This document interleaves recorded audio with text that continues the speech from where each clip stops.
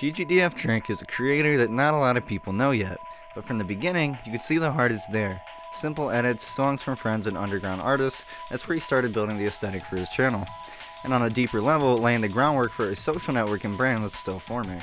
When you take a closer look at his earlier content, it's noticeable that he found some success with his Finest of Freddy's Blinker series, tapping into that stoner side of YouTube and leaning into a more down-to-earth, less edited, more natural style of content. From there, you can kind of see him leaning into it without overthinking it.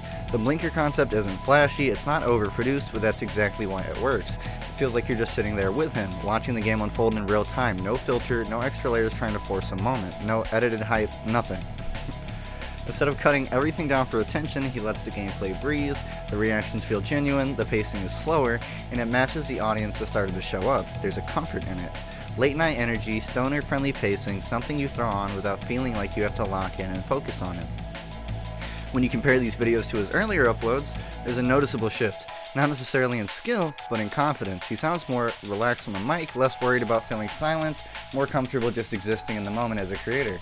This is where a lane starts to form. Not a niche in the algorithm sense, but a vibe, an aesthetic, something that feels more natural rather than forced. After that initial traction, instead of locking himself into one thing, he branches back out, and that's honestly pretty telling. A lot of creators feel pressure to double down the second something works, but here it feels more like curiosity rather than strategy. You start seeing him jump back into other games, Dead by Daylight, Rainbow Six Siege, Drug Dealer Simulator, and this is where the era gets interesting, because it's not a straight climb. Some uploads land better than others. The Dead by Daylight videos, especially the more aggressive or challenge style ones, still carry the same relaxed energy, but they don't hit as hard as the FNAF Blinker videos, but they do stay true to the tone that he was building initially with the earlier uploads. Other uploads come and go, some ideas don't translate, some titles don't pull people in, and a few videos just don't leave as much of a footprint, but none of it feels like a hard failure. It feels like experimentation happening in real time.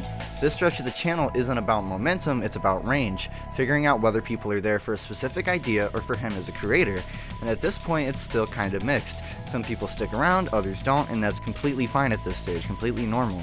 What stands out is that he doesn't disappear when something underperforms. There aren't long gaps, no visible frustration baked into the uploads, just consistency, upload, reflect, move on. Looking back at this era, it almost acts like a stress test. It shows what parts of the channel are flexible and what parts actually resonate, and while the wins are modest, the misses are quiet, but the direction keeps moving forward in the end. This part of the channel doesn't feel like a highlight, it feels like a blueprint. You can see what he enjoys making, what kind of energy he's comfortable in, and the type of audience that naturally gravitates toward that. Most people never get past this stage, not because they're bad, but because they stop. And that's why this era matters. Not every video needs to be a hit, some of them just need to exist so the next one can be better. This isn't the finished product, it's the foundation.